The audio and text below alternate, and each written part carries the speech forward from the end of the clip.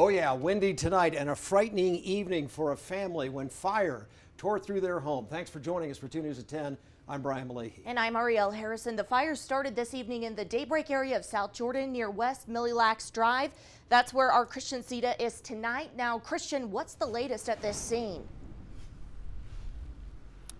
Ariel, Brian, now fire officials tell us that when that fire broke out this evening, the family was inside that home, but they were able to make it out safely. They also tell me that these high winds were a big concern.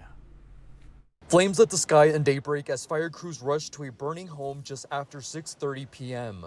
Upon arrival, our fire crews had heavy smoke and flames showing from the exterior of the home. Fire Deputy Chief Lessner says crews moved quickly to keep the fire from spreading and called help from surrounding departments due to the high winds. And that's always a concern when we have any fire that we respond to, whether it's a grass fire, wildland fire, or a structure fire.